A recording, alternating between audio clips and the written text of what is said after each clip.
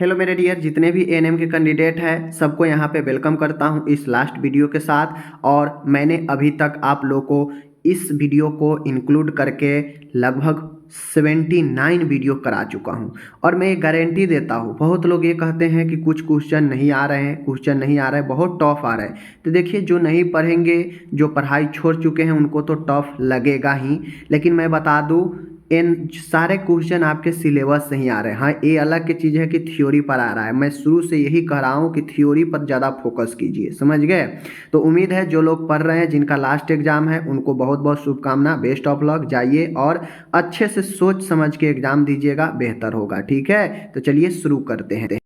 पहला प्रश्न हमारे सामने में है। मैं पहले ही बता देता हूं कि मैं प्रश्न पढ़ूंगा, ऑप्शन पढ़ूंगा, तब तक आप लोग अपना जो है सवाल दाग दीजिएगा, सोच लीजिएगा कि इसका आंसर क्या होगा और बताइएगा कि इस 20 में आप कितना जो है सही कर पा रहे हैं। ओके, चलिए।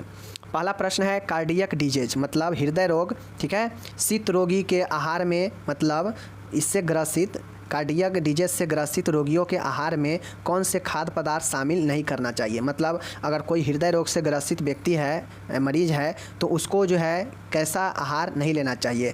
पूर्ण दूध से बना पनीर, शराब, तिलहन एवं आहार, उपरोक्त में से सभी। तो साथियों, जो हृदय रोगी हो तो उसको ज़्यादा से ज़्यादा प्रोटीन लेने से बचना चाहिए। वैसा भोजन नहीं लेना चाहिए जिसमें ज़्यादा से ज़्यादा वसा हो। वसा वाला भोजन से बचना चाहिए, क्योंकि हार्ट वाला रोगी जो होता है उसको वसा भोजन, तेल वगैरह ऐसे चीज़ों से बचना चाहिए, धूम्रपान से बचना चाहिए। तो इसमें से सभी जो है कहीं ना कहीं जो है व्यक्ति को हानिकारक ही करने वाला है। शराब भी, तिलहन एवं आधार, ये क्या होता है आपका, ये फैट बढ़ाता है। और पूर्ण दूध से बना पनीर, ये भी फैट बढ़ाता है। तो यह कार्डियक डिजीज वाले को फैट से तो एलर्जी ही होता है, इसलिए उपरोक्त सभी होगा। ओके, चलिए। दूसरा नंबर का देखिएगा, क्वास्कियोर के, ठीक है, क्वास्कियोर के क्या है, टाइपिंग मिस्टेक देखिए कितना होता है, ठीक है।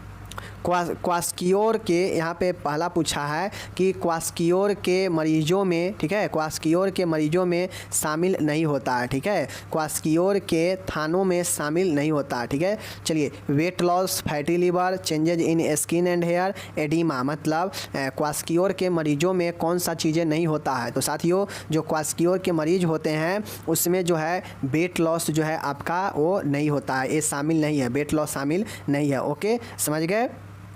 ये जो है आपका वेट लॉस यहाँ पे जो है आपके, बाकी ये सब जो है आपके शरीर में होता है। ओके, चलिए। अब यहाँ पे तीसरा नंबर देखिएगा, क्वास्कियोर से ग्रसित चाइल्ड में सूजन आने का कॉज होता है। मतलब अगर कोई क्वास्कियोर रोग से ग्रसित है तो वैसे बच्चों में जो एडिमा, जो सूजन आता है, उस किस कारण से आता है बताना है। तो पहला नंबर है विटामिन ए की कमी, आयरन की कमी, प्रोटीन की कमी, विटामिन सी की कमी। तो कोई बच्चा है उसमें सूजन जो है क्वास्कियोर में किसके कमी के कारण आता है। तो साथियों, प्रोटीन की कमी से क्वास्कियोर होता है और इसी के कमी से जो है सूजन आता है, एडिमा आता है। तो ये आपका सही हो जाएगा, प्रोटीन सही हो जाएगा। ओके, चलिए। उसके बाद यहाँ पे देखना है बेरी बेरी से ग्रसित चाइल्ड को क्या प्रिस्क्राइब करना चाहिए। मतलब बेरी बेरी से ग्रसित जो बच्चा है उसको क्या सलाह देना चाहिए कि ये चीज़ें लीजिए, क्या चीज़ें सलाह देनी चाहिए।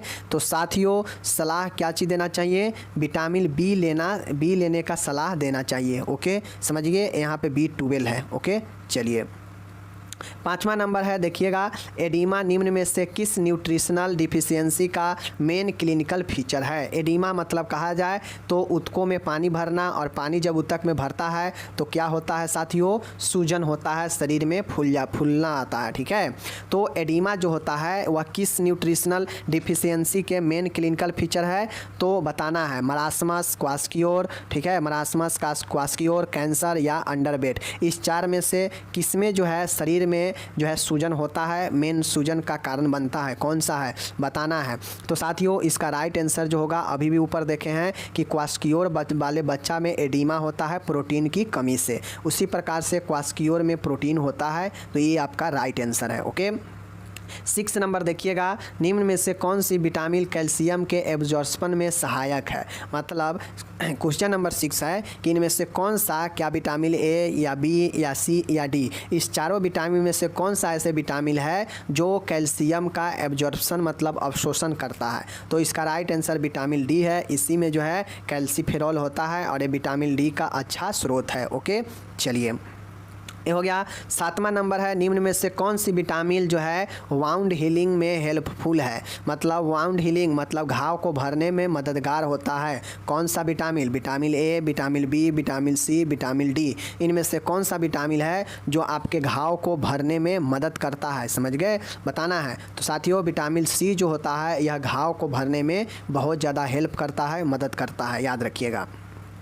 8वां नंबर का प्रश्न है, एक प्रेग्नेंट मतलब एक गर्भ अवस्था में वोमेन मतलब महिला को ये डेली कैलोरी रिक्वायरमेंट, एक महिला को जो प्रेग्नेंट के अवस्था में हो प्रतिदिन कितने कैलोरी का रिक्वायरमेंट होता है तुलनात्मक रूप से नॉन प्रेग्नेंट वोमेन। मतलब एक प्रेग्नेंट वोमेन को तुलना किया जाए एक बिना प्रेग्नेंट वोमेन से, तो प्रेग्नेंट वाले वोमेन को कितना कैलोरी चाहिए बताना है। तो यहाँ पे बताना है ज़्यादा और कम में, तो कम चाहिए, ज़्यादा चाहिए, बराबर चाहिए और कुछ नहीं कहा जा सकता है। क्वेश्चन समझिए कि एक प्रेग्नेंट वोमेन को कितने कैलोरी डेली रिक्वायरमेंट होती है एक नॉन प्रेग्नेंट वोमेन की तुलना में। ओके, एक नॉन प्रेग्नेंट वोमेन की तुलना में एक प्रेग्नेंट वोमेन को डेली कितने जो है कैलोरी का उपयोग होता है आपको पता होना चाहिए। तो साथियों 8वां का राइट आंसर है कि देखिएगा कम होती है, ज़्यादा होती है, बराबर होती है, कुछ नहीं कहा जा सकता है। तो एक प्रेग्नेंट वोमेन को जो है ज़्यादा की ज़रूरत होती है कैलोरी की एक नॉर्मल वोमेन की तुलना में। ओके, चलिए 9वां नंबर का प्रश्न देखिएगा, मधु रस का मेन कंपोनेंट क्या होता है। साथियों मधु रस कहा जाए तो जो नहीं गाँव मधु के छत्ता से मिलता है मधुमक्खी से, तो मधु रस का मेन घटक जो है क्या होता है, समझ रहे हैं ना चीज़ को। तो साथियों ग्लूकोज, विटामिन सी, फ्रुक्टोज और सुक्रोज। तो इसका राइट आंसर जो हमारे पास है वो विटामिन सी जो है मधु रस का एक मेन कंपोनेंट है, इसको ध्यान में रखना है। ओके, 10th नंबर का प्रश्न देखिएगा, बॉडी में पाए जाने वाले कैल्शियम का मोस्ट ऑफ द पार्ट कहाँ पाया जाता है। मतलब अधिकांश पार्ट जो है कैल्शियम का बॉडी के किस शरीर के किस भाग में पाया जाता है। कैल्शियम का अधिकांश जो है भाग होता है इंटेस्टाइन यानी आंत में, हेयर मतलब बाल में, बोन मतलब हड्डी में, या टीथ मतलब दांत में। कहाँ पाया जाता है?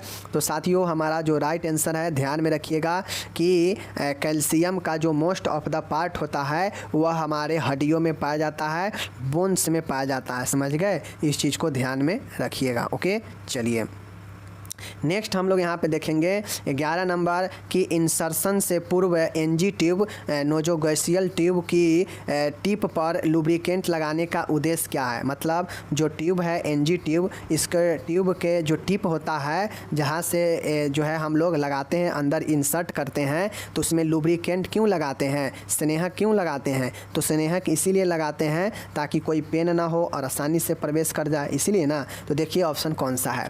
यह इंसर्शन को ईजी बनाता है, ठीक है। यह फूड को अधिक से अधिक न्यूट्रिशनल बनाता है। ऐसा करने से एनजी ट्यूब कम लेंथ भी स्टोमक तक पहुंच जाता है। यह केवल साइकोलॉजिकल है। तो इसका राइट आंसर मैंने पहले ही बता दिया कि यह आसानी होता है लुब्रिकेंट लगाने से, यह अंदर प्रवेश आसानी से कर जाता है। ओके, चलिए 12th नंबर देखिएगा कि एनजी ट्यूब को बॉडी के किस पार्ट तक एडमिनिस्ट्रेटर किया जाता है। पहला बताना है एसोफेगस, ड्यूडेनम, स्टोमक, ठीक है, एंड लास्ट वाला है जेजुनम, ठीक है, जेजुनम होता है, ठीक है। तो ये चीज़ को ध्यान में रखना है। तो साथियों एनजी ट्यूब को जो है हम लोग जानते हैं कि एनजी ट्यूब को जो है कहाँ तक जो है एडमिनिस्ट्रेट किया जाता है। तो देखिए इसका मतलब होता है नजल गैस्ट्रोटोमी ट्यूब, मतलब नाक के द्वारा फीडिंग कराने वाला जो है होता है, तरल भेजने वाला नाक के द्वारा। इसमें नाक के द्वारा जो है पाइप लगा के और जो है छोटी आंत के ड्यूडेनम तक जो है प्रवेश कराया जाता है उस पाइप को, उस ट्यूब को। समझ गए चीज़ को, चलिए समझ गए। अभी 13 नंबर का देखिएगा, स्टरलाइजेशन का मोस्ट इफेक्टिव मेथड क्या है। मतलब कीटाणुनाशन का सबसे अधिक जो है प्रभावित में विधि कौन सा है। Boiling, hot air oven, autoclaving, pasteurisation. ये चारों तो जो है आपके कीटाणुनाशन है, बट इसमें सबसे जो है प्रभावी कौन सा है। तो समझ लीजिए सबसे प्रभावी जो है वह आपका हॉट एयर ओवन है, शुष्क वायु भट्ठी होता है, ठीक है। तो ये जो है आपके सबसे जो है मोस्ट इफेक्टिव होता है। ओके, 14 नंबर का देखिएगा प्रश्न, सिस्टोलिक एवं डायसिस्टोलिक बीपी के मध्य का अंतर क्या कहलाता है। मतलब 120 और 80 के बीच का जो अंतर होता है, सिस्टोलिक और डायसिस्टोलिक के जो बीच का अंतर होता है, इसको हम लोग क्या कहते हैं? तो इसको हम लोग जो है बोलते हैं, क्या चीज़ ध्यान में रखिएगा, रखते नहीं हैं, पल्स रेट, समझ गए, नाड़ी दर। ओके चलिए, अब 15 नंबर का यहाँ पे आप लोग देखिएगा, नॉर्मल पल्स प्रेशर कितना होता है। नॉर्मल जो पल्स प्रेशर होता है, नाड़ी दर, नाड़ी दबाव कितना होता है? 120 से 40, 80 से 90, 30 से 50, 10 से 20 कितना होता है? तो एक नॉर्मल जो होता है वह 30 से 50 होता है, पल्स दर जो है 30 से 50 होता है, समझ गए, याद रखने का। ओके 60 नंबर का है, देखिएगा 60 नंबर का है आपके कि टेम्परेचर लेने का मोस्ट रिलायबल मेथड क्या है, मतलब टेम्परेचर लेने का सबसे विश्वसनीय विधि कौन सा है? वैजिनल, एक्जिलरी, ठीक है, ओरल और रेक्टल, कौन सा है इसमें सबसे विश्वसनीय विधि जिसके द्वारा तापमान हम ले सकते हैं, कौन सा होता है? तो साथियों, इसका सबसे विश्वसनीय जो विधि होता है वह रेक्टल होता है, इसके द्वारा सबसे विश्वासपूर्ण मेथड होता है टेम्परेचर लेने का। ओके याद रखिएगा, ठीक है। 17 नंबर देखिएगा, प्रश्न थोड़ा डिफ़िकल्ट आपको लग सकता है, बट एग्ज़ाम में भी ऐसा प्रश्न आता है। मैं पहले ही कहा हूँ कि इतना आसान मैं नहीं देता हूँ कि सीधा आप देखें और बता दीजिए, बस वीडियो देखते रहिए और सीखे सिखाए ही आप सीखते रहे तो क्या फ़ायदा, नया नया सीखिए तो मज़ा आएगा। देखिए, एक पेशेंट का टेम्परेचर लेने के बाद दूसरे पेशेंट का टेम्परेचर लेने से पूर्व थर्मामीटर की इतना रेशियो स्ट्रेंथ वाले डिटॉल सॉल्यूशन में कितने समय के लिए रखना चाहिए। मतलब यहाँ पे टेम्परेचर थर्मामीटर को धोने की बात है, साफ़ सफाई करने की बात है। तो जैसा कि हम लोग जानते हैं कि एक मरीज को अगर हम थर्मामीटर उपयोग कर लिए हैं तो उसे स्टरलाइज करना बहुत ज़रूरी है, ताकि उस मरीज का कोई भी इन्फेक्शन, संक्रमण जो है दूसरे व्यक्ति में उससे चेक करने पर ना प्रवेश करे, ठीक है। तो इसके लिए जो है क्या होता है कि जो पेशेंट है उसका टेम्परेचर लेने के बाद अगर दूसरे पेशेंट का टेम्परेचर लेना है तो उसके टेम्परेचर लेने से पहले थर्मामीटर को जो है स्टरेंथ करते हैं, स्टरलाइज करते हैं डिटॉल के कितने सॉल्यूशन में, इतने रेशियो में कितने देर तक रखेंगे, 2 FE, 4 FE, 3 मिनट और 5 मिनट, ठीक है, कितने देर तक रखेंगे। तो साथियों, इसका जो राइट आंसर होगा वह 5 मिनट, इतना के रेशियो में 5 मिनट तक हम जो है डिटॉल के सॉल्यूशन में रखते हैं थर्मामीटर को, उसके बाद दूसरे मरीज को चेक कर सकते हैं। ओके नेक्स्ट है 18 नंबर, टेम्परेचर लेने से पहले जो है थर्मामीटर को किस डायरेक्शन में क्लीन करना चाहिए। मतलब किसी का टेम्परेचर लेने से पहले जो है थर्मामीटर को साफ़ कर रहे हैं तो किस दिशा में जो है साफ़ करना चाहिए, देख लीजिए किस दिशा में, right side to left side. मतलब समझ रहे हैं ना कि इधर राइट है इधर लेफ़्ट है, तो जो है कि क्या कर रहा है, राइट साइड से लेफ़्ट साइड, मतलब राइट से लेफ़्ट की तरफ ऐसा करना चाहिए। या फिर बल्ब टू स्टीम, मतलब जो बल्ब पारा है और जो भाप है उसमें उसके साइड करना चाहिए, या लेफ़्ट से राइट में करना चाहिए यानी इधर से इधर करना चाहिए, या स्टेम टू बल्ब, किस साइड करना चाहिए, किस साइड साफ़ करना चाहिए।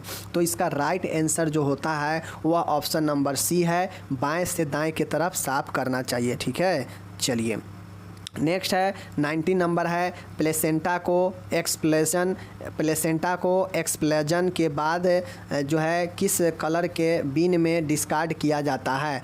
मतलब देखिए, प्लेसेंटा जो होता है जो माँ के गर्भाशय और बच्चे के आहार नाभि नाल से लगा होता है, तो जब बच्चा जन्म ले लेता है तो उसके नाभि नाल को, प्लेसेंटा को हटाया जाता है। तो हटाने के बाद प्लेसेंटा को किस कलर के जो है डब्बे में, कचरे में जो है रखा जाता है। तो हम लोग जानते हैं, ठीक है, क्या जानते हैं कि जो पीला वाला जो होता है, पीले वाले कलर में जो है हम लोग क्या करते हैं कि जितने भी मानव ऊतक है, जितने भी ब्लड वगैरह लगा हुआ रुई वगैरह है, वो सब के सब जो है हम लोग पीला वाला में रखते हैं। इस चीज़ को हम लोग को ध्यान में रखना है, ठीक है। चलिए एंड लास्ट वाला है, हम लोग को देख लीजिए कि पल्स रेट का मोस्ट एक्यूरेट असेसमेंट क्या है। मतलब नाड़ी दर का जो है सबसे अधिक जो है एक्यूरेट आकलन क्या होता है, ठीक है, कहाँ से जो है हम लोग सबसे अच्छा पल्स रेट ले सकते हैं, किस जगह से। तो देख लीजिए यहाँ पे assessment of radical pulse, assessment of bronchial pulse, ठीक है, उसके बाद असेसमेंट ऑफ है फेमोरल पल्स और असेसमेंट ऑफ एपिकल पल्स। सबसे जो है अच्छा और महत्वपूर्ण जो है असेसमेंट मूवमेंट कहाँ पे होता है, एक्यूरेट में कहाँ पे मिलता है पल्स, तो ये D number option is the right answer. Apical जो पल्स होता है, एपिकल पल्स जो है एपिकल जगह से बहुत महत्वपूर्ण होता है, समझ गए। जो कॉर्निया होता है आँख का, उस आँख के कॉर्निया के इन्फ्लामेशन आप लोग समझ रहे होंगे। इन्फ्लामेशन का मतलब मैं बता देता हूँ। इन्फ्लामेशन या तो इन्फेक्शन से हो सकता है, या चोट लगने से हो सकता है, ट्रॉमा से हो सकता है। इसमें होता यह है कि आपके जहाँ भी इन्फ्लामेशन होता है उस जगह सूजन पैदा होगा, ठीक है, दर्द होगा, ठीक है, वहाँ पे लाल हो जाएगा जगह हुआ, ठीक है, और इस प्रकार से यह जो है इन्फ्लामेशन के अंदर आ जाता है, ठीक है।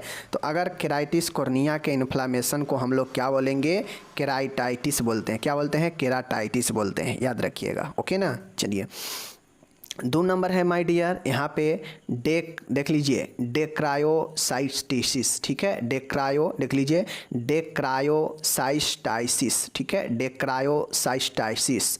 इसका मतलब होता है कि यह जो है जो लैक्रिमल ग्लैंड होता है उसका इन्फ्लामेशन को डेक्रियोसाइटिस बोलते हैं, ठीक है, डेक्रियोसाइटिस बोलते हैं, ठीक है ना। ये देखिए मैं आपको बता देता हूँ, जिसके लास्ट में आइटिस लगा आ जाए समझ जाइएगा वह इन्फ्लामेशन को दर्शाता है। देख सकते हैं यहाँ आइटिस लगा है ना, आइटिस सफिक्स होता है, यह किसी भी चीज़ के साथ अगर लगा आ जाएगा समझ लीजिएगा कि यह इन्फ्लामेशन को दर्शाता है, ओके। चलिए तो यह जो है देख लीजिए डेक्रायोसाइटिस जो होता है यह आई का इन्फ्लामेटरी डिजीज है, यह आई का ही डिजीज है लेकिन लैक्रिमल ग्लैंड का है, ठीक है ना। चलिए नेक्स्ट है माय डियर, तीसरे नंबर का यहाँ पे आप लोग को देखने को मिलेगा। तीसरा नंबर का प्रश्न है लैक्रिमल सैक का इन्फ्लामेशन क्या कहलाता है। आ गया ना यहाँ पे, लैक्रिमल सैक का इन्फ्लामेशन जो है यही डेक्रायोसाइटिस कहलाता है, ठीक है ना। तो दोनों प्रश्न वही है, आई इन्फ्लामेटरी डिजीज पूछ ले या लैक्रिमल सैक का इन्फ्लामेशन, डेक्रायोसाइटिस, ओके। चलिए अब आप लोग को यहाँ पे देख लीजिए ओटाइटिस मीडिया, मध्य कान के पर्दा होता है, पता होनी चाहिए आप लोग को, ठीक है ना। चौथा है माय डियर, बहुत शानदार प्रश्न है आपके सामने, यूरिनरी ब्लैडर का इन्फ्लामेशन क्या कहलाता है। तो माय डियर यूरिनरी ब्लैडर का जो इन्फ्लामेशन होता है आपको पता है, यूरिनरी ब्लैडर मूत्राशय के प्रदाह को सिस्टाइटिस कहते हैं। क्या कहते हैं, सिस्टाइटिस, ठीक है, सिस्टाइटिस कहते हैं यूरिनरी ब्लैडर को इन्फ्लामेशन को, ओके, समझ रहे हैं। चलिए डेक्रोआइटाइटिस अभी आप लोग देखे हैं। अब माय डियर बीपीएच क्या होता है आपके सामने में है, देख लीजिए 5वां नंबर का जो क्वेश्चन है, कहता है कि BPH treatment most commonly used procedure. BPH means benign prostate hypertrophy, ठीक है, बेनाइन प्रोस्टेट हाइपरट्रोफी। जब प्रोस्टेट किसी व्यक्ति को बढ़ जाता है तो उसे हाइपरट्रोफी ऑफ प्रोस्टेट कहते हैं, ठीक है, समझ रहे हैं चीज़ों को। इसके उपचार में जो सबसे समान जो उपयोग होने वाला प्रक्रिया है वह कौन से प्रक्रिया है, तो माय डियर प्रक्रिया जो होता है टर्प, TURP जो होता है यह बीपीएच में सबसे कॉमन रूप से उपचार होने वाला प्रोसीड्यूर है, प्रक्रिया है। टर्प के फुल फॉर्म क्या होता है उससे रिलेटेड प्रश्न भी आ गया है। टर्प क्या है, TURP का फुल फॉर्म क्या है आपके सामने में है माय डियर। TURP का जो फुल फॉर्म होता है transurethral resection of prostate, याद रखिएगा, क्या याद रखिएगा, trans, T for trans, U for urethral, R for resection, ठीक है, and of P for prostate. TURP का मतलब यही होता है TURP का। जो सबसे कॉमन प्रोसीड्यूर कौन सा है, BPH का है, ओके ना। चलिए तो दोनों बता दिए। 7वां है removal of testes. My dear अगर जो टेस्टिज होता है जो वृषण है उसको अगर हम लोग हटा देते हैं तो उसको क्या बोला जाता है। तो माय डियर अगर हम किसी टेस्टिज को हो या किसी अन्य अंगों को अगर सर्जरी के द्वारा हटाते हैं तो हम लोग को पता होना चाहिए कि सर्जरी वाले जो चीज़ें होता है तो उसमें जो सफिक्स होता है वह टॉमी लगा होता है। टॉमी करके अगर लगा आ जाएगा समझ जाएंगे कि यह सर्जरी वाला टर्म है, ठीक है। तो देख लीजिए ऑर्कियोटॉमी, ठीक है ना, ऑर्कियोटॉमी जो होता है यह जो है टेस्टिस को हटा देने को ही ऑर्कियोटॉमी कहते हैं। कोई दिक्कत नहीं। चलिए नेक्स्ट है 8वां है माय डियर आपके सामने हॉर्सनेस ऑफ वॉइस, मतलब घोड़े की जैसी आवाज़। इसका मीनिंग क्या होता है? तो माय डियर आपको याद रखना पड़ेगा कि इसका जो मीनिंग होता है वह होता है very slow voice, very slow voice. ठीक है ना, तो इस चीज़ को आप लोग ध्यान रखेंगे कि आपको पता ही होनी चाहिए माय डियर कि हॉर्सनेस ऑफ वॉइस का मीनिंग है वेरी स्लो वॉइस, बहुत कम आवाज़। ठीक है, धीमा आवाज़।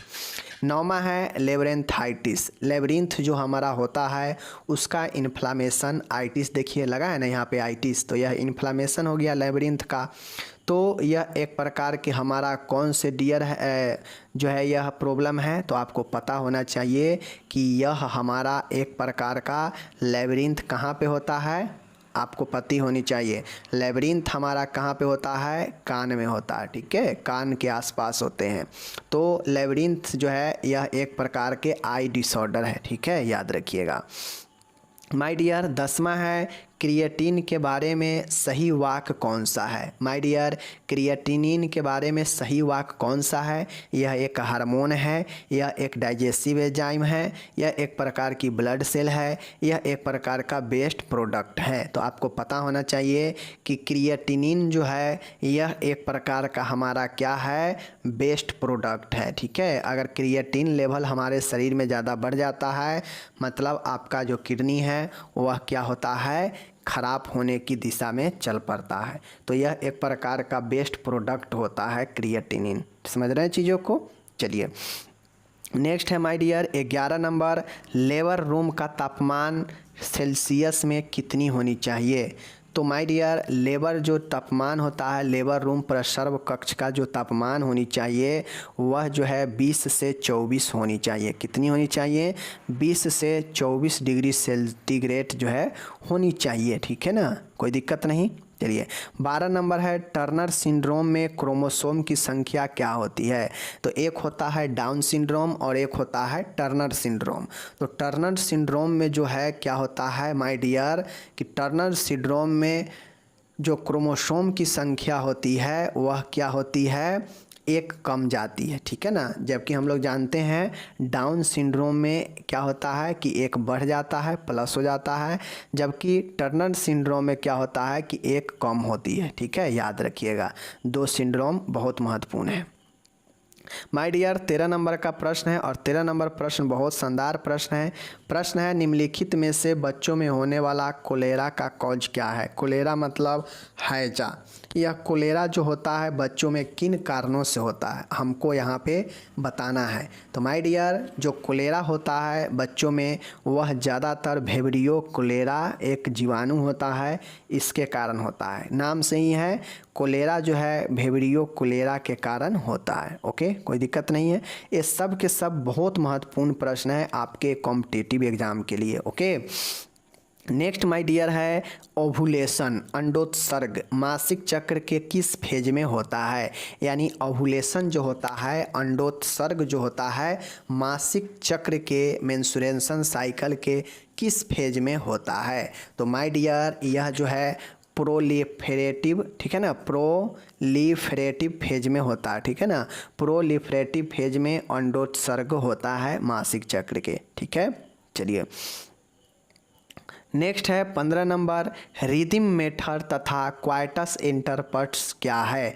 तो आपको पता होना चाहिए रिदिम मेथड हो या फिर क्वाइटस इंटरप्ट्स हो, यह सब के सब जो है कंट्रासेप्शन है, गर्भ निरोधक है। ठीक है, तो याद होनी चाहिए कंट्रासेप्शन है, रिदिम मेथड या क्वाइटस इंटरप्ट्स। जो अच्छे से पढ़े होंगे उनको पता है, नहीं पढ़े होंगे उनको पता नहीं होगा, जाहिर सी बातें हैं। ठीक है, नेक्स्ट है माय डियर ब्रीस्न, टेस्टिस का उदर गुहा से बाहर स्क्रोटम में नहीं उतर पाना क्या कहलाता है?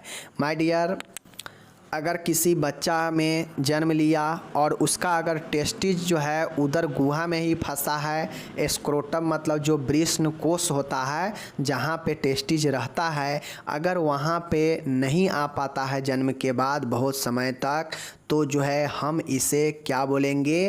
क्रिप्टोकिडिज्म बोलते हैं। क्रिप्टोकिडिज्म एक प्रकार का ऐसा रोग होता है जो क्या होता है कि जो ब्रीस्न जो होता है उदर गुहा से जो टेस्टिज होता है वह इस वृषण में नहीं आ पाता है, ठीक है।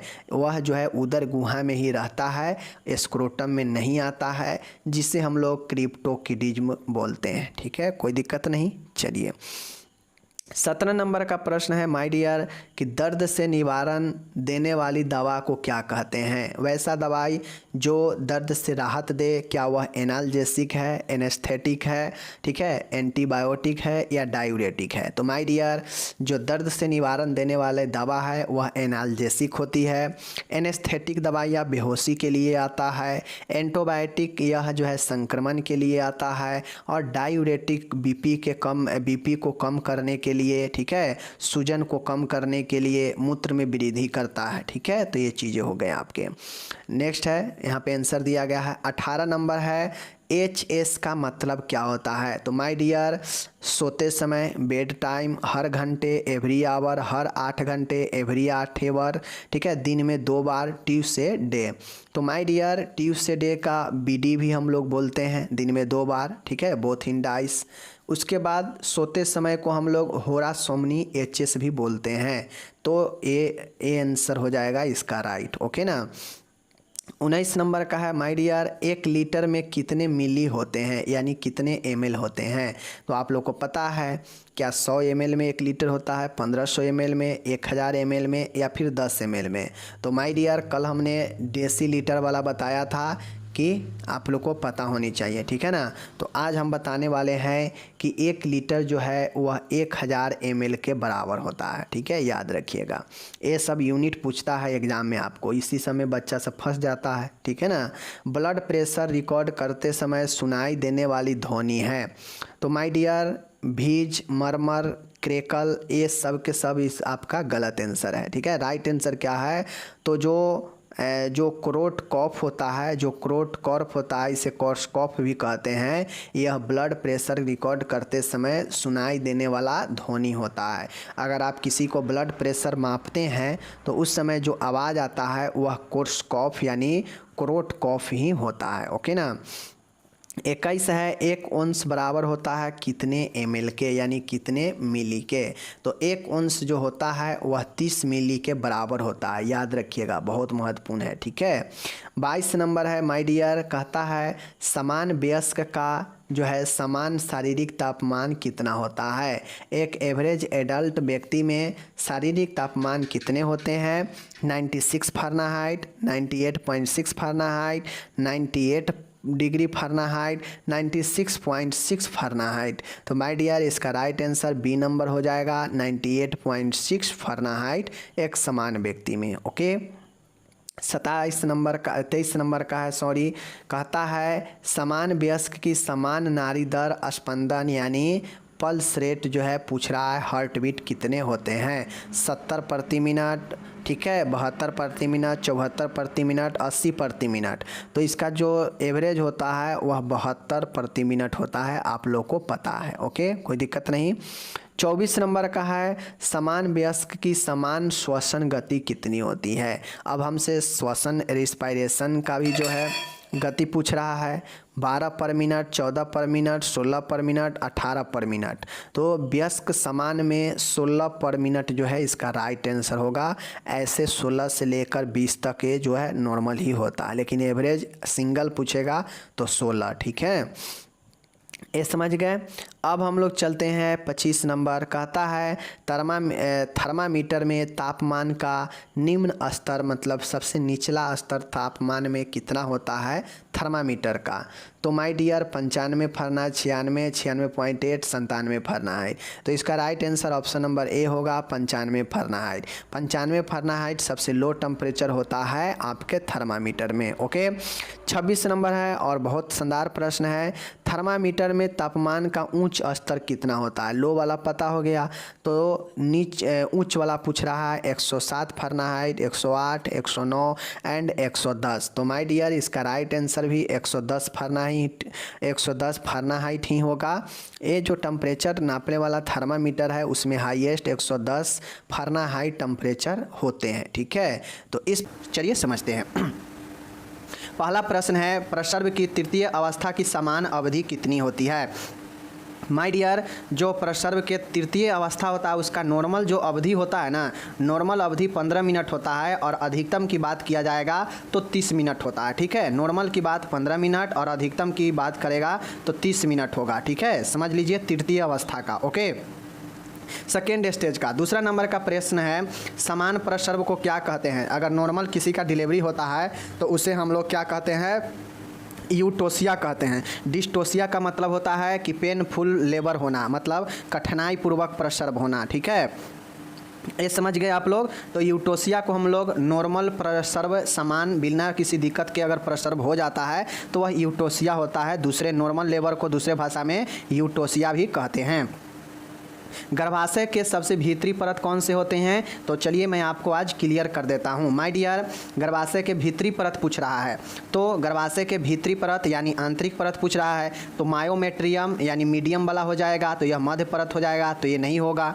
पेरीमेट्रियम यह बाहरी परत हो जाता है। ठीक है, मायोकार्डियम है, कार्डियम आ गया तो यह हृदय का हो जाएगा मध्य परत। ठीक है, और बात कर रहे हैं हमें गर्भाशय के आंतरिक परत, तो इसका right answer option number D हो जाएगा, endometrium. Endometrium is the right answer. यहाँ पे आंसर गलत टाइप किया गया है, तो आपको क्या जो है यूट्रस के जो आंतरिक लेयर होता है उसे इंडोमेट्रियम, मध्य वाले को मायोमेट्रियम, बाहरी वाले को पेरीमेट्रियम कहते हैं। ओके, कोई दिक्कत नहीं, यही 3 संरचना होता है। नेक्स्ट है, निम्न दवाइयों में से कौन सी दवाई गर्भ अवस्था के समय होने वाले दौरे को कम करने के लिए दी जाती है? माय डियर, आपको एक चीज़ का नॉलेज होना चाहिए कि एक ऐसा दवाई जो प्रेगनेंसी के समय दिल के दौरों को रोकने के लिए दिया जाता है, वह कौन सी दवाई होता है? मैग्नीशियम सल्फेट, हेपरिन, लैसिक्स या कैल्शियम ग्लूकोनेट। माय डियर, दिल के दौरे का मतलब होता है कि हाइपरटेंशन से बचाने के लिए। माय डियर, हेपरिन भी इसमें काम करता है बट यह हानिकारक दुष्प्रभाव भी कर सकता है, तो प्रेगनेंसी में नहीं यह सुरक्षित है। लैसिक्स भी संभव है बीपी को कम करने के लिए बट यह भी जो है सुरक्षित नहीं है। ठीक है, लेकिन इसमें जो गर्भ अवस्था में जो दिया जाने वाला दिल के दौरे के लिए जो दवाई होता है वह magnesium sulphate is the right answer, याद रखिएगा। ओके, नेक्स्ट चलते हैं, 5वां नंबर का प्रश्न है, बहुत शानदार प्रश्न है। प्रसर्व के लिए सबसे उपयुक्त पेल्विस यानी पेरू कौन सा होता है? आम भाषा में पेरू कहते हैं और इंग्लिश में पेल्विस कहते हैं, इसको श्रोणी भी कहते हैं। ठीक है, तो प्रसर्व लेबर के लिए जो सबसे अच्छा जो पेल्विस माना जाता है, जो पेल्विस अगर किसी फीमेल में है तो उसको जो है प्रसर्व में ज़्यादा कठिनाई नहीं होता है, उसे हम लोग गायनेक्वाइड पेल्विस मानते हैं। ठीक है, गायनीक्वाइड। ठीक है, गायनीक्वाइड पेल्विस जो होता है यह एक बहुत ही अच्छा माना जाता है लेबर के लिए, इसमें लेबर होना बहुत ही आसान होता है। छठा है, प्रस्तुति संकटा अवस्था ऑब्स्ट्रेक्टिकल इमरजेंसी का उदाहरण है। मतलब ऑब्स्ट्रेक्ट मतलब प्रस्तुति के संकट अवस्था का उदाहरण क्या होता है? कौन से उदाहरण है जिसमें प्रस्तुति जो है संकट की अवस्था में होता है? तो यहाँ पे देख लीजिए कौन सा है। तो गर्भावस्था में एनीमिया, गर्भावस्था का फटना, गर्भाशय के फंसना यानी यूट्रस का रैप्चर होना, प्रातः वमन होना, गर्भावस्था सोप oedema in pregnancy. My dear, आप देख लीजिए कि कौन सा एक प्रस्तुति के संकट अवस्था है, इमरजेंसी है। ठीक है, तो एनीमिया होना उतना ज़्यादा इमरजेंसी नहीं होता है क्योंकि प्रेगनेंसी के दौरान ब्लड की कमी हो ही जाती है बॉडी में, तो यह तो नॉर्मल है, सब में लगभग होता है। उसके बाद है मॉर्निंग सिकनेस भी लगभग सभी में होता ही है प्रेगनेंसी में। प्रेगनेंसी में भी जो है एडिमा हो ही जाता है, सूजन जिसको बोलते हैं, यह भी हो ही जाता है। लेकिन बात रहे जो इमरजेंसी सिचुएशन होता है वह होता है रैप्चर ऑफ यूट्रस। अगर यूट्रस फट जाता है तो फिर समझ लीजिए कि उस कंडीशन में स्त्री का भी जो है मौत हो सकता है और उसके अंदर जो बच्चा है तो उसका क्या कंडीशन होगा, वो तो होगा ही होगा। तो अगर प्रेगनेंसी प्रस्तुति के समय अगर यूट्रस अगर रैप्चर हो जाता है, फट जाता है, तो यह जो है बहुत ही दिक्कत वाली स्थिति हो जाती है, संकट अवस्था हो जाता है। ठीक है, नेक्स्ट है 7वां है, कहता है प्रसव के बाद पहले 6 सप्ताह को क्या कहते हैं? तो आप लोग को पता होना चाहिए, ये सब हम पढ़ा दिए हैं कि अगर कोई बच्चा जन्म ले चुका है, लेबर कोई स्त्री जो है बच्चे को जन्म दे दी है, तो जन्म देने के 6 सप्ताह तक के समय को प्यूरिपेनियम जो है कहते हैं, प्रसवो उपरांत काल कहते हैं। इंग्लिश में प्यूरिपेरियम कहते हैं। ठीक है, प्यूरिपेरियम कहते हैं। ठीक है, प्यूरिपेरियम कहते हैं प्रसवो उपरांत काल। ठीक है, यानी प्रसव के बाद के काल।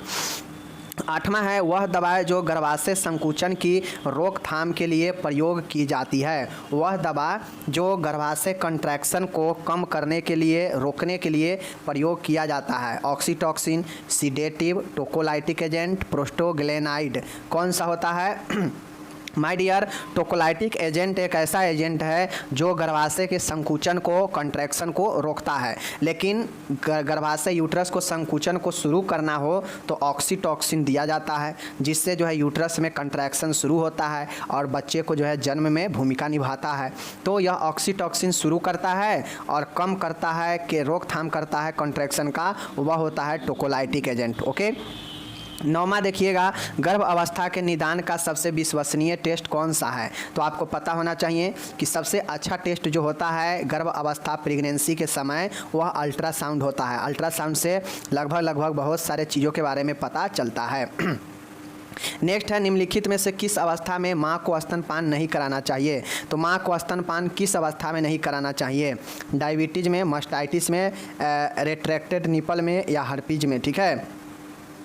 तो अगर किसी महिला के स्तन में प्रॉब्लम है, स्तन में सूजन है, स्तन में ललीमा है, संक्रमण है, तो इस कंडीशन में स्तनपान नहीं कराना चाहिए, वरना संक्रमण बच्चे में भी जा सकता है, स्तन का संक्रमण।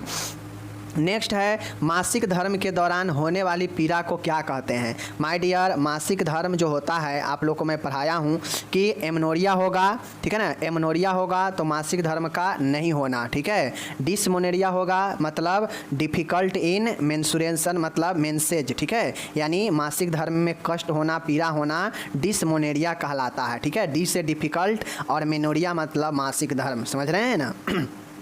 समझ गए। 12 है, अम्बिलिकल कॉर्ड के समान लंबाई कितनी होती है? देखिए सेंटीमीटर में दिया गया है, तो लगभग यह 50 से 52 होता है। 50 centimetre is the right answer. Umbilical cord के मतलब होता है कि जो यूट्रस में प्लेसेंटा से लगा होता है और बच्चे के जो नाभि नाल से कनेक्ट होता है वह लगभग 50 सेंटीमीटर होता है, ठीक है। नेक्स्ट है 13 नंबर, जुड़वा गर्भावस्था में मतलब ट्विस्ट प्रेगनेंसी में इंजेक्शन ऑक्सीटॉक्सिन समान प्रसव में किसकी डिलीवरी के बाद देना चाहिए? माय डियर, जुड़वा गर्भावस्था हो, ट्विस्ट प्रेगनेंसी हो, तो ट्विन प्रेगनेंसी में ऑक्सीटॉक्सिन का जो इंजेक्शन है वह जो है दूसरे जुड़वा के बाद देना चाहिए, ठीक है। जो जुड़वा बच्चा है उसके जो जुड़वा बच्चा होता है उसके बाद जो है ये देना चाहिए। 14 है, यहाँ पे देख लीजिएगा, प्री एक्लेम्सिया होने पर भ्रूण की कौन सी जटिलता हो सकती है? अब आप लोगों को मैं एक्लेम्सिया भी पढ़ा चुका हूँ, प्री एक्लेम्सिया भी पढ़ा चुका हूँ, तो आप लोग को पता होना चाहिए कि प्री एक्लेम्सिया में क्या क्या होता है, महिलाओं को सब पढ़ा चुके हैं। डायबिटीज़ होना, हाइपरटेंशन जिसको बोलते हैं, और सूजन होना, ये सब जो है प्री एक्लेम्सिया का लक्षण है, तो ये सब पढ़ा ही चुके हैं। तो इससे भ्रूण पर क्या जटिलता हो सकता है? तो माय डियर, देख लीजिए, हाइड्रोप्स, फिटलेसिस, एनीमिया, IUGR, बड़ा शिशु। तो मैं आपको IUGR पढ़ा ही दिया हूँ, और IUGR 1-2 दिन पहले ही पढ़ाए हैं। इंट्रायूटेरिन ग्रोथ रेस्ट्रिकेशन पढ़ाए हैं ना, जिसमें यूट्रस में बच्चे का वृद्धि अवरोध होता है, उसी को IUGR कहते हैं, और यह प्री एक्लेम्सिया के कारण भी होता है। जटिलता भी इसको बताए हैं आपको। 15 नंबर का प्रश्न है, एक समान प्रसव में अधिकतम रक्त हानि कितनी होती है? मतलब एक लेबर जब होता है, बच्चे जब जन्म लेता है, तो उस समय एक महिला को कितना जो है ब्लीडिंग जो है निकलता है, कितना ब्लड का नुकसान होता है? तो लगभग नॉर्मल ब्लीडिंग में बात किया जाएगा तो 500 ml ब्लड तो नुकसान हो ही जाता है नॉर्मल लेबर में भी, ठीक है, याद रखिएगा, ये सब इम्पोर्टेंट है। 16 है, निम्नलिखित में से किस केस में कॉर्ड को देर से क्लैंप करना चाहिए? निम्नलिखित में से किस केस में कॉर्ड जो है, नाभि जो होता है, उसको देरी से क्लैंप करना चाहिए? किस में? कम वजन में, परिपक्व में, समय से पहले में, RH असंगति में? तो माय डियर, जो पूर्ण तरीका से मैच्योर बेबी होता है उसमें देरी से कॉर्ड को क्लैंप करना चाहिए, ठीक है, परिपक्व में।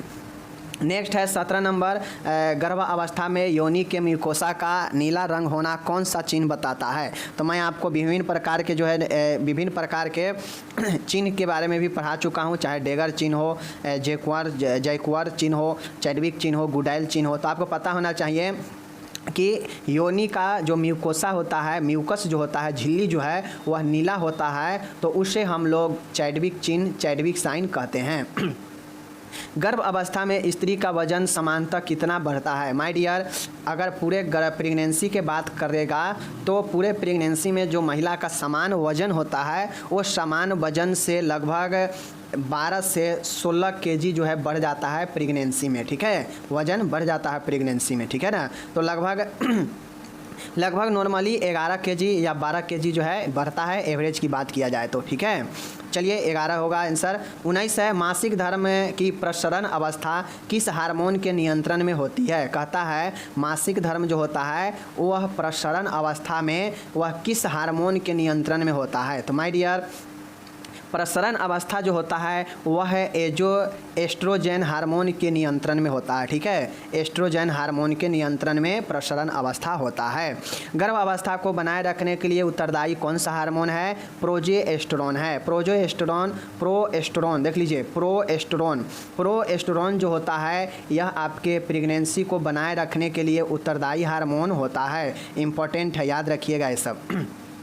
21 है, सब ऑस्पिटो बिगमेटिक व्यास कितना होता है? माय डियर, सब ऑस्पिटो बिगमेंटी, ठीक है ना, बिगमेंट्री व्यास डायमीटर कितना होता है? तो 9.5 सेंटीमीटर होता है। इसको इंग्लिश में आप लोग सर्च कर लीजिएगा। सब ऑस्पिटो पिगमेंट जो व्यास होता है वह 9.5 सेंटीमीटर होता है, याद करिएगा, ओके। 22 है, निम्नलिखित में से कौन सा हार्मोन अपरा द्वारा स्रावित नहीं होता है? माय डियर, अपरा द्वारा जो है आपके एस्ट्रोजन और प्रोजेस्टेरोन और एस्ट्रोजन यह दोनों जो है स्रावित होता है अपरा के द्वारा, प्लेसेंटा के द्वारा बच्चे में, ठीक है। लेकिन यह टेस्टोस्टेरोन जो है यह नहीं स्रावित होता है, इसको याद रखना है, ठीक है। 23 नंबर का है, वह स्त्री जो एक बार गर्भवती हुई तथा एक जीवित शिशु को जन्म दिया है उसे कहते हैं। तो कोई महिला अगर फर्स्ट बार के प्रेगनेंसी है तो उसे हम लोग जो है क्या बोलते हैं? उसे हम लोग प्राइम परा बोलते हैं। क्या बोलते हैं? प्राइमी परा बोलते हैं। प्राइमी परा बोलते हैं जो स्त्री एक बार गर्भवती हुई और एक जीवित बच्चा का जन्म देती है तो उसे प्राइम परा बोलते हैं, ठीक है। याद रखिएगा, प्राइम परा जो एक बार गर्भवती हुई और एक जीवित बच्चे का जन्म देती है, ठीक है। नेक्स्ट है, शुरुआती गर्भावस्था का निरीक्षण किसी तिमाही में आरंभ किया जाता है? किसी नहीं, किस तिमाही में आरंभ की जाती है? यहाँ पूछ रहा है कि स्टार्टिंग प्रेगनेंसी का अगर आपको पता करना हो कि प्रेगनेंसी है या नहीं है, किस तिमाही में आप प्रारंभ करते हैं? तो यह महिला के सुविधा अनुसार जब भी मन हो चेक कर सकते हैं जो है, और वहाँ पे पता चल ही जाता है, ठीक है। नेक्स्ट है 25 नंबर, देख लीजिएगा, बहुत शानदार प्रश्न है। गर्भाशय को रक्त आपूर्ति करने वाला 2 आर्टरी कौन सा है? माय डियर, एक होता है यूटेराइन आर्टरी, ठीक है ना। यूटेराइन मतलब मूत्र वाहिका जो होता है वो आर्टरी होता है, और एक होता है ओवेरियन यानी डिंबवाहीन धमनी, ठीक है। तो यह ओवेरियन आर्टरी और यह यूटेराइन आर्टरी 2 आर्टरी है जो रक्त आपूर्ति यूट्रस को करता है, याद रखिएगा, ठीक है। 26 नंबर है, यह LMP, ठीक है ना, निगेल नियम का प्रयोग करके उस स्त्री का EDD बताएं, एक्सपेक्टेड डेट ऑफ डिलीवरी बताएं, जिसका LMP 3 दिसंबर 2013 हो। और यह क्वेश्चन आपके लिए मैं छोड़ देता हूं क्योंकि EDD निकालने का मैं आपको फार्मूला हो या इसका डिटेल पढ़ा भी दिए हैं EDD को, तो आप इसको बताइए हमको कमेंट में कि किसी महिला का जो है मान गए अंतिम बार जो आया होगा मासिक धर्म होगा उस दिन से जोड़ा जाता है। तो उस दिन से जो है जोड़ने पर आप 3 दिसंबर 2013 जो है आपको मानना है कि वह मासिक धर्म जो लास्ट बार आया था वह 3 दिसंबर जो है 2013 था। तो उसमें आप कितना जोड़ेंगे कि EDD मिल जाएगा, मतलब एक्सपेक्टेड डेट ऑफ डिलीवरी मिल जाएगा? आप बताइए, कमेंट में ज़रूर बताइएगा अगर आपको EDD पढ़े हैं, हम पढ़ा चुके हैं, ठीक है। चलिए नेक्स्ट है, ये आपके लिए छोड़ दिए हैं, आप लोग हमको बताइएगा, हम सही जवाब इसका क्या है बता देंगे। निम्नलिखित में से कौन सा वास्तविक प्रसर्व चिन्ह है? माय डियर, जो सो होता है, सो यह एक प्रकार का ट्रू जो है आपके लेबर साइन है। सो मतलब दिखना, ठीक है ना, उसी से रिलेटेड है प्रेगनेंसी वाले से, ठीक है ना। नेक्स्ट है 28 नंबर, कहता है कि निम्नलिखित में से कौन सा प्रसर्व की द्वितीय अवस्था का चिन्ह नहीं है? कह रहा है कि निम्न में से कौन सा लेबर द्वितीय प्रसव अवस्था का मतलब सेकेंड लेबर स्टेज का हमें जो है इसमें से चिन्ह पूछ रहा है कि नहीं है। तो सेकेंड में क्या क्या होता है? सेकेंड वाला में शिशु का जन्म होता है, तो बिल्कुल होता है, आपको पता होना चाहिए। प्रस्तुति भाग का पेरिनियम पर आना, बिलियर डाउन पीड़ा का आभास होना और योनि से रक्त की धारा बहना। तो आपको पता होना चाहिए योनि से रक्त का धारा जो है यह फर्स्ट स्टेज में ही शुरू हो जाता है, ठीक है। ऐसा नहीं है कि यह सेकेंड स्टेज में शुरू होता है। बच्चा के जन्म लेने से ही पहले जो है रक्त ब्लडिंग होने लगता है, ठीक है ना। तो यही जो है आपका सेकेंड स्टेज का लक्षण नहीं होता है और बच्चे खुचे जो ब्लीडिंग होता है थर्ड स्टेज में निकल जाता है। तो सेकेंड स्टेज का यह कहीं से लक्षण नहीं है कि योनि से रक्त की धारा बहने लगता है, ठीक है ना। 29 नंबर है पार्टोग्राफ में लिखना शुरू तब किया जाता है जब सर्वाइकल डिलेशन डैश होता है। तो कितना सर्वाइकल डिलेशन होने पर पार्टोग्राफ लिखना शुरू कर देते हैं। पार्टोग्राफ क्या होता है आपको पढ़ा चुके हैं कि पूरा जो है प्रसर्व का डिटेल एक संक्षिप्त रूप में उसी में लिखा जाता है, ग्राफ के जरिए सूचना कलेक्शन किया जाता है। तो यह तब शुरू किया जाता है लिखना जब जो सर्वाइकल डिलेशन होता है वह 4 सेंटीमीटर होता है, ठीक है। 4 सेंटीमीटर जब डिलेशन हो जाता है ना तब हम पार्टोग्राफ लिखना शुरू कर देते हैं और तब हमें पता चल जाता है कि बच्चा अब जन्म लेने वाला है, ओके। 30 नंबर का है स्तनपान के लिए स्तन को तैयार करने की प्रक्रिया क्या कहलाती है। माय डियर, अगर स्तनपान कोई महिला कराना है तो उससे पहले उसके स्तन को तैयार किया जाता है स्तनपान कराने के लिए, ठीक है।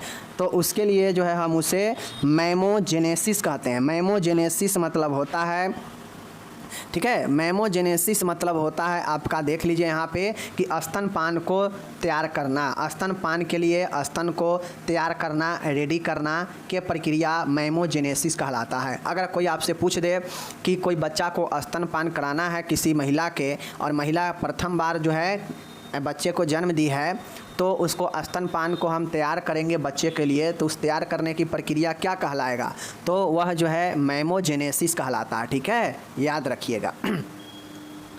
उसके बाद है माय डियर 31 नंबर डिलीवरी के बाद स्त्री का वजन गर्भ अवस्था से पहले वाले वजन कितना जो है कितना कम होता है। माय डियर, आपको जो है पता होना चाहिए कि एक महिला के गर्भ अवस्था में लगभग 11-12 kg वजन बढ़ जाता है। लेकिन यह प्रश्न पूछा है कि प्रसव के कितने दिन के बाद महिला अपने पूर्व के मतलब एक समान जो है जो प्रेगनेंसी से पहले जो वज़न था उस वज़न में कब आ जाएगी डिलीवरी के बाद। तो लगभग प्रसव से पहले का जो वज़न था, गर्भ अवस्था के जो पहले वज़न था स्त्री का, वह वज़न आने में लगभग 6 महीने का समय लग जाता है, ठीक है, याद रखिएगा। एग्जाम्पल के तौर पे बता देते हैं, जैसे कोई महिला प्रेगनेंसी होने से पहले गर्भवती होने से पहले वह अगर मान गए 50 kg की थी तो पूरे गर्भ अवस्था के काल में 10-11 kg 12 kg बढ़ा होगा तो वह कितना हो गई होगी, लगभग मानते हैं हम 62 kg का हो गई होगी। 12 kg गर्भ में बढ़ गया होगा तो 12 kg हो गई। अब वह जो है बच्चे को जन्म दे दी यहाँ पे, ठीक है, बच्चे को जन्म दे दी। अब बच्चे को जब जन्म दे दी तो पुनः यह 50 kg के आसपास उसे जो है आने में कितना समय लगेगा, तो लगभग जो है उसे 6 महीना समय लग जाता है अपने जो है पूर्व के वजन में आने में, ठीक है। तो यही जो है आपके होते हैं। जन्म के बाद शिशु को विटामिन की कितना जो है खुराक देनी चाहिए, तो जन्म के बाद शिशु को लगभग 1 मिलीग्राम जो है 1 मिली यानी 1 mg जो है विटामिन दिया जाना चाहिए, यह डोज होता है, ठीक है, याद रखिएगा। 33 है नवजात शिशु का अगला फ्रंटल कितने, अगला के मतलब होता है एंटेरियर, ठीक है, एंटेरियर, और पिछला का मतलब होता है पोस्टेरियर, ठीक है ना। तो नवजात शिशु का जो एंटेरियर फ्रंटले होता है लगभग वह कितने महीने में बंद हो जाता है, तो लगभग वह 16 से 18 या कहीं कहीं 18 से 24 लिखा होता है, ठीक है, याद रखिएगा। तो ऑप्शन के हिसाब से हम देंगे तो यहाँ ऑप्शन जो है हमारा 16 से 18 है तो हम 16 से 18 ही देंगे। अगर ऑप्शन रहता 18 से 24 तो हम ऑप्शन 18 से 24 मारते हैं, ठीक है, क्योंकि यह भी हो सकता है और यह भी हो सकता है, ठीक है, लेकिन माना कितना जाता है 18 से 24 और यही 18 से 24 16 से 18 उसी में आ जाएगा, ओके। 34 नंबर है सार्वभौमिक टीकाकरण अभियान के अंतर्गत यहाँ पे डीपीटी होगा, डीआईटी नहीं होगा, डीपीटी जो होता है, डीपीटी का पहला खुराक जो बच्चे को देना चाहिए वह जो है लगभग 1.5 महीने पर मिलता है। कितने महीने पर, 1.5 महीने 6 सप्ताह के बाद। आप लोग को इम्यूनाइजेशन शेड्यूल पढ़े हैं सेकेंड ईयर में या थर्ड ईयर में भी आप पढ़िएगा, पता होना चाहिए कि डीपीटी का पहला वैक्सीन 6 सप्ताह पर लगभग 1.5 महीने पर लगाया जाता है। तो 1 से 1.5 महीने इसका राइट आंसर होगा, डीपीटी OBLE का जो टीकाकरण है वह लगता है, बच्चे को खुराक देना चाहिए। ठीक है, उसके बाद है 35 नंबर है, कहता है निम्नलिखित में से कौन सी संरचना भ्रूण रक्त संरचना की अस्थायी संरचना है। तो आपको पता होना चाहिए कि जब बच्चा गर्भ में होता है तो वह भ्रूण रहता है। ठीक है, तो वह भ्रूण जो होता है तो उसको ब्लड जो आपूर्ति होता है वह किसके द्वारा होता है, अम्बिलिकल वेन के द्वारा। फोरामेन ओवली जो है अम्बिलिकल आर्टरी है, यह सब रक्त वाला सिस्टम है। ठीक है, तो ये आपको याद रखना चाहिए कि यह हृदय वाला है, यह वेन वाला, अम्बिलिकल वाला है, यह अम्बिलिकल आर्टरी है, और तीनों से ब्लड का जो है सर्कुलेटर होता है। और यह उपरोक्त सभी जो है भ्रूण के अस्थायी जो है रक्त की एक संरचना होती है। ठीक है, याद रखिएगा, ये आपको फोरामेन ओवली जो है, जब आप शिशु के ब्लड सर्कुलेशन भ्रूण के बताइएगा ना तो यहाँ पे फोरामेन ओवली आता है। ठीक है, नेक्स्ट है 36 नंबर, ब्रीच प्रस्तुति का डोमिनेटर होता है। ब्रीच प्रस्तुति का मतलब क्या होता है माय डियर? ब्रीच प्रस्तुति का मतलब होता है कि नॉर्मल जो बच्चा का प्रस्तुति होता है ना, वह जन्म लेने में बच्चा का सिर जो है नीचे की तरफ होता है, और जब योनि से बाहर निकलता है तो बच्चा का सिर जो है नॉर्मल प्रसव में आगे होता है, नीचे की तरफ। लेकिन ब्रीच प्रस्तुति का मतलब है ब्रीच प्रस्तुति में जो होता है यह जो है क्या होता है, उल्टा हो जाता है। ब्रीच प्रस्तुति का मतलब होता है कि उल्टा प्रस्तुति, जो सिर नीचे की तरफ होना चाहिए वह सिर ऊपर की तरफ हो जाता है और निचला भाग नीचे की तरफ होता है। ठीक है, तो यही जो है ब्रीच प्रस्तुति होता है, याद रखिएगा। ब्रीच प्रस्तुति जो है, ब्रीच प्रस्तुति में जो डोमिनेटर होता है वह सैक्रम वाला भाग जो होता है ना, जो हमारे पीठ के सबसे निचला जो हड्डी होता है वही सैक्रम होता है। रीढ़ की हड्डी का जो सबसे निचला होता है, जो हमारे बटक के ऊपर जो आता है वह सैक्रम होता है। और ब्रीच प्रस्तुति में डोमिनेटर मतलब नीचे का भाग सैक्रम ही होता है, जो सबसे पहले आगे निकलता है बच्चे में। ठीक है, 37 है, भ्रामक प्रसव पीड़ा का लक्षण कौन सा नहीं है? इनमें से कौन सा जो है खतरनाक प्रसव पीड़ा का लक्षण नहीं है? तो सर्वसाधारण पर प्रसव न पड़ा, नो इफेक्ट ऑन सर्वाइकल जो है dilation, no effect on cervical dilation. हल्की पीड़ा जी की निचले उदरीय भाग में होती है। ठीक है ना, उसके dull pain confined to lower abdominal, निरंतर एवं संबंधित गर्भपाई तनाव, एनीमा देने पर पीड़ा कम न होना। तो एनीमा देने पर भी अगर पीड़ा कम नहीं होता है तो समझ लीजिए कि भ्रामक जो है प्रसव पीड़ा का एक लक्षण जो है आपके इसमें से एनीमा देने पर पीड़ा कम न होना, यह जो है कोई लक्षण नहीं होता है। ठीक है, एनीमा देने पर कोई पीड़ा कम नहीं होता है। एनीमा क्या है? एनीमा आंतों को जो है मल को सॉफ्ट करता है, आंतों को सफाई के लिए, ब्लेडर को धोने के लिए एनीमा जो है दिया जाता है। तो एनीमा कोई जो है पीड़ा कम करने का एक तरीका नहीं है। ठीक है, 38 है, स्तनपान कराने वाली माँ को प्रतिदिन कितनी कैलोरी की आवश्यकता होती है? तो आपको पता होना चाहिए एक महिला को, जो नॉर्मल महिला है उससे 400 से 500 अधिक कैलोरी की आवश्यकता जो है प्रतिदिन स्तनपान कराने वाले महिलाओं की होनी चाहिए। अगर एक महिला को दैनिक अगर मान गए 1600 से लेकर 1800 किलो कैलोरी की आवश्यकता हो रही है, तो इसमें आप 500 या 400 ऐड कर दीजिए, वही स्तनपान कराने वाली महिलाओं की दैनिक कैलोरी हो जाती है आवश्यकता। तो देख लीजिए, एवरेज माना जाता है 2500 से लेकर 3000 के बीच जो है स्तनपान कराने वाली महिलाओं की किलो कैलोरी की आवश्यकता होती है, और लगभग 2000 जो है माना जाता है एक नॉर्मल महिलाओं के लिए, इतना जो है किलो कैलोरी होनी चाहिए प्रतिदिन। और इसमें 500 ऐड कर दीजिए, लगभग 2500 जो है आपके किलो कैलोरी माना जाता है। 2500 से 3000 होता है माना जाता है, तो 2500 से 3000 के बीच में इसमें कौन सा है? 2600 है, तो 2600 राइट आंसर। ओके, अब फिर से देख लीजिए, अगले फोंटले का आकार कैसा होता है, यानी पोस्टेरियर फोंटले जो होता है, पोस्टेरियर फोंटले का जो शेप होता है वह डायमंड के आकार का होता है। ठीक है, अगर आपसे ऑब्जेक्टिव में पूछ देगा कंपटीशन में कि जो है एंटेरियर फोंटले का जो है आकार बताइए कैसा होता है, तो वह डायमंड शेप में होता है। ठीक है, याद रखिएगा एंटेरियर अगले का। 40 है, वास्तविक प्रसव की एक विशेषता है। वास्तविक प्रसव की एक क्या विशेषता है? चलने से पीड़ा में आराम मिलता है। क्या वास्तविक प्रसव का यह लक्षण है? पीड़ा को अवधि एवं एक समान रहती है। पीड़ा कमर के शोर्थ होती है जो उदर एवं जंघों तक फैली जाती है। ठीक है, साबुन पानी का सीमा समाप्त हो जाते। ठीक है, साबुन पानी का सीमा थोड़ा सा हमको अटपटा लग रहा है, इसका टाइपिंग गलत लग रहा है, ठीक है। पौरा कमर के पीरा, यहाँ पे पीरा होगा, ठीक है, पौरा नहीं होगा। देखिए इतना जो है टाइपिंग में गड़बड़ होता है कि मेरा भी जो है दिमाग सनक जाता है। पीरा जो है कमर के नीचे होती है, जो उदर एवं जांघों तक फैल जाती है। अब यहाँ पे देख लीजिए, सबसे जो सही है वही चीज़ समझिए। वास्तविक प्रसर्व की एक विशेषता क्या है? तो ट्रू प्रसर्व की एक विशेषता यही है कि जो पीरा होता है, जो पेन होता है, वह कमर के नीचे होता है और जो पेट से लेकर जांघों तक फैला रहता है। तो यही आपका जो है ट्रू वास्तविक प्रसर्व का एक विशेषता है, याद रखिएगा।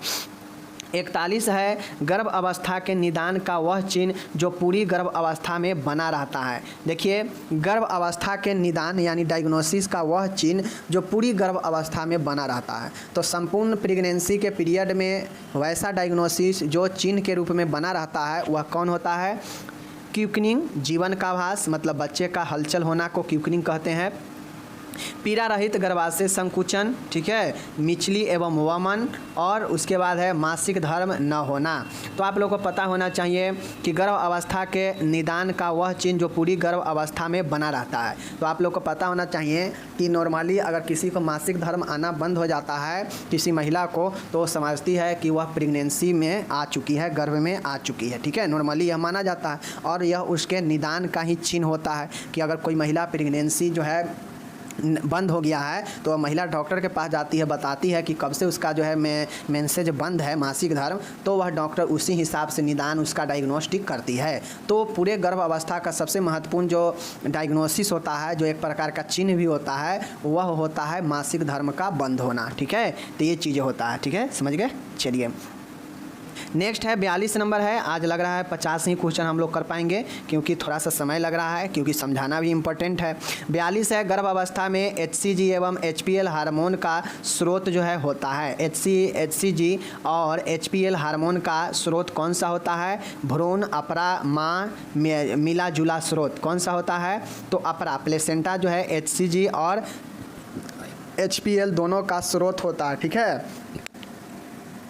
तो गर्भ अवस्था में प्रेगनेंसी में अपरा, प्लेसेंटा जो है आपके HCG और HPL हार्मोन का स्रोत होता है, सोर्स माना जाता है अपरा को। HCG और HPL हार्मोन का स्रोत अपरा को ही माना जाता है गर्भ अवस्था में, ठीक है।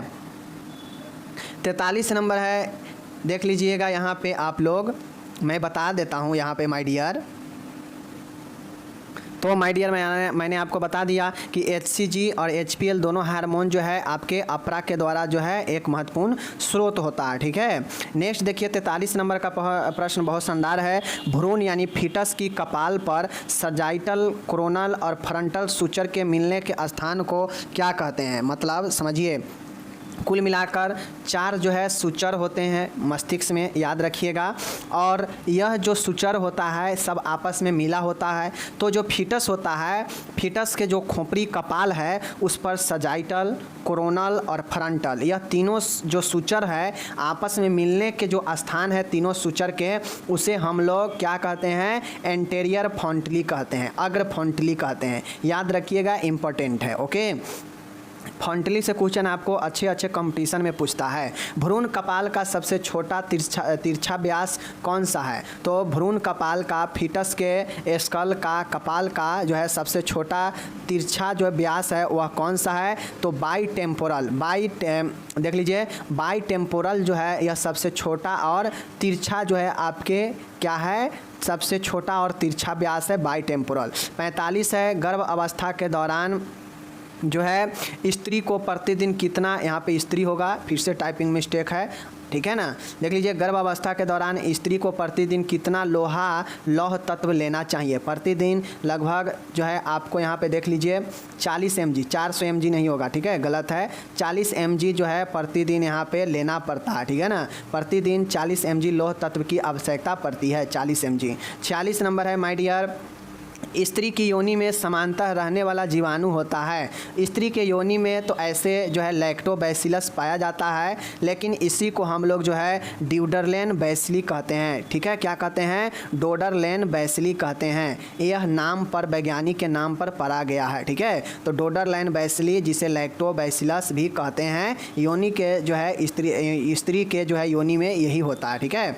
47 है माय डियर, प्रसर्व के तृतीय अवस्था के बाद अर्थात 24 घंटे के अंदर होने वाले रक्तस्राव को क्या कहते हैं? माय डियर, आपको मैं पढ़ा चुका हूँ तृतीय वाले अवस्था में जो है मैं पीपीएच पढ़ाए थे ना, पीपीएच पोस्टपार्टम हेमरेज, प्रसव के बाद जो हेमरेज होता है पोस्टपार्टम हेमरेज, उसमें हम आपको पढ़ाए थे कि दो तरह का से हेमरेज होता है, एक हेमरेज प्राइमरी और एक सेकेंडरी। प्राइमरी वाला जो होता है वह जो है बच्चे के जन्म के लेने के बाद प्रथम 24 घंटे जो ब्लीडिंग होता है महिला का, वह जो है प्राइमरी पीपीएच होता है, ठीक है। तो यही इसका राइट आंसर होगा। और फिर 24 घंटे के बाद से लेकर 6 सप्ताह तक जो कुछ भी ब्लड आता है या 4 सप्ताह तक, उससे जो है हम लोग सेकेंडरी हेमरेज कहते हैं। याद हो गया। 48 है, आरोपण जो है निषेचन के कितने दिन बाद होता है, यानी फर्टिलाइजेशन के कितने दिन बाद जो है इम्प्लांटेशन होता है, आरोपण होता है। तो 7वें दिन के बाद ही जो है इम्प्लांटेशन आरोपण होता है निषेचन का, ठीक है। 49 नंबर का है, ओरल थरस का कारण क्या होता है? आपको पता होना चाहिए। ओरल थरस का अगर बैक्टीरिया का नाम पूछेगा तो आप लोग सेकेंड ईयर में पढ़े हैं, कमेंट करके बताइए कि क्या होता है। कैंडिडा अल्बिकेंस के कारण यह जो है ओरल थरस होता है, पता है। और यह एक फंगस होता है, ठीक है, फंगस के कारण होता है। 50 है, और आज का वीडियो का यह आखिरी प्रश्न है, इसके बाद नहीं कर सकते हैं, बहुत बड़ा वीडियो हो जाएगा। ओके, फिर जो बच गया क्वेश्चन है लगभग 70 प्रश्न बच जाएगा, जिसको हम लोग अगले वीडियो में कर लेंगे। एड्स की रोकथाम में उपयोगी गर्भ निरोधक कौन है? तो एड्स के रोकथाम में सबसे जो उपयोगी होता है वह जो है कंडोम ही होता है, ठीक है। तो ये चीज़ें याद रखिएगा। अगर कोई एड्स के मरीज़ है तो जब भी आप एड्स को ध्यान में रखते हुए किसी से रिलेशन बना रहे हैं तो आपको कंडोम का इस्तेमाल करना ही चाहिए, ठीक है। तो इस